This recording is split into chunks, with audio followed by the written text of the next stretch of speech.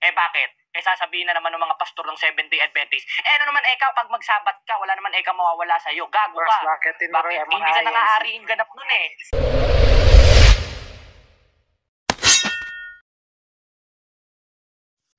Magandang araw mga kaibigan, welcome back to my channel.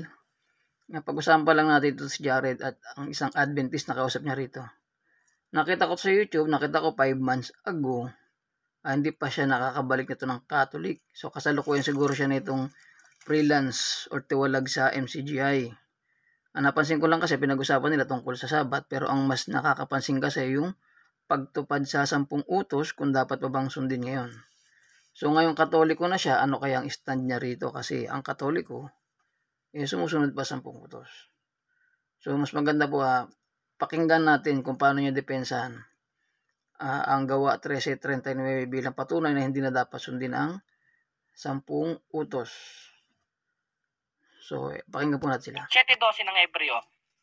Sapagkat ng palitan ng pagkasaserdote ay kinakailangan rin namang palitan ng kautusan.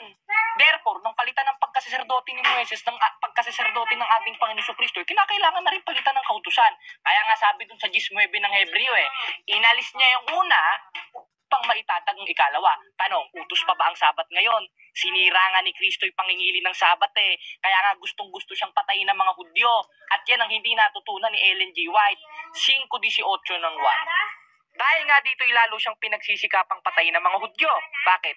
Sapagkat di lamang niya sinira ang araw ng Sabat.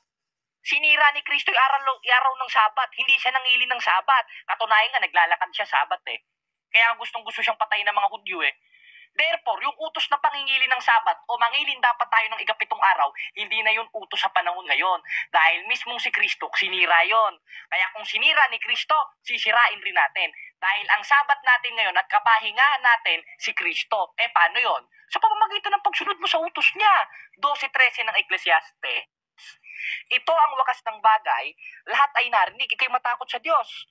At sundin mong kanyang utos sapagkat itong katungkulan ng tao. Yun na ang Sabat mo ngayon sa panahong Kristiyano. Dahil sabi sa 7:12 ng Hebreo, nang palitan ng pagkasaserdote ay kinakailangan rin namang palitan ng kautusan. Bakit? Sasabihin na naman ng mga pastor ng Seventh-day Adventist, ano naman ikaw, pag magsabat ka, wala naman ikaw mawawala sa'yo. Gago ka. Bakit? Hindi ka nang-aariing ganap nun 13:39 ng gawa.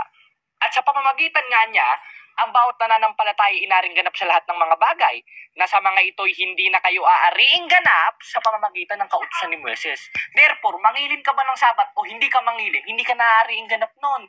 Dahil ang dapat nating sundin yung utos ni Kristo, dahil yun ang dakilang saserdote natin ngayon Okay, tandaan niyo sinabi ni Jared hindi ka naaariing ganap sa kautusan ni Moises, kasama dun yung pangingilin ng Sabat. Pag sinusunod mo o hindi, hindi ka naaariing ganap. So yung pagsunod sa Sabat ay hindi na siya valid o hindi na siya kautusan sa panahon natin. So inibigyan ko lang din kasi mamaya pag-uusapan natin. Kasi babalik din ito talaga sa mga Katoliko. Tuloy po natin. At yun ang aaring ganap sa atin. 15:2 ng unang Korinto. At sa pamamagitan naman ito, ligtas kayo. Kung matyaga ninyong iingatan ng mga salitang ipinangaral ko sa inyo. At yung ipinangaral sa atin ni Kristo, yun ang dapat susundin natin at hindi 10 yun, lagpas pa sa 10. At yan ang hindi alam ng mga pastor ngayon. Hamunin mo ng diskusyon, kapatid.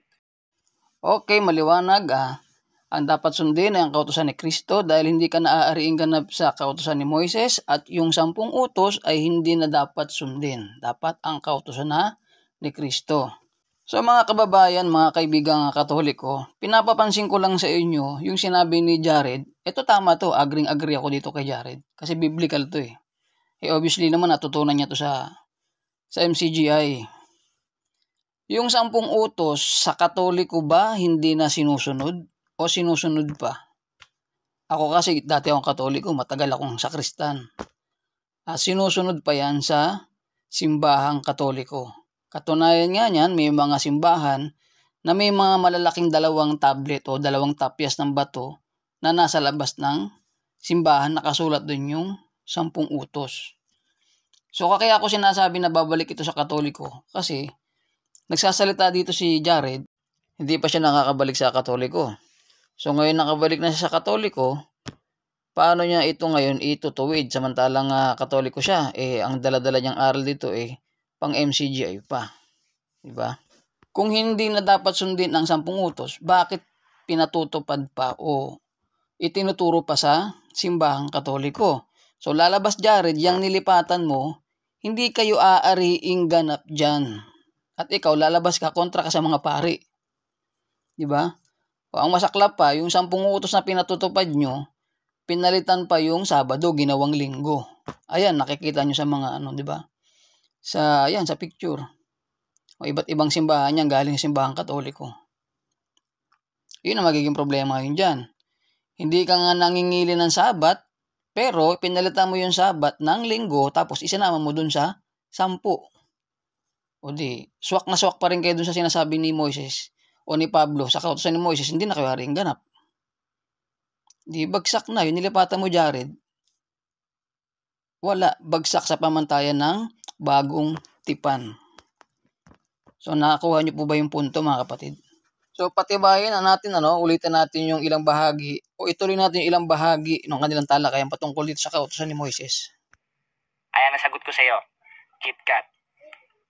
Okay, kapatid.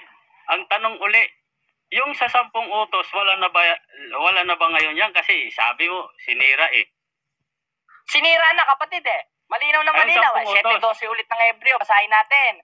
Sapagkat ng palitan ng pagkasaserdote ay kinakailangan rin namang palitan ng kautusan. Kaya nung dumating ng ating Panginoon Kristo, kinakailangan ng palitan ng kautusan. Katunayan nga, hindi nga nagsabat si Kristo Sinira niya nga Ayan, sagot ko So ngayong Catholic na si Jared, ako naniniwala ko itong aral na to tungkol sa 1339 ng gawa pinaniniwalaan niya pa rin ito na hindi ka naaariing ganap sa mga kautusan ni Moises. Ang Katoliko kasi sinusunod pa yung 10 utos.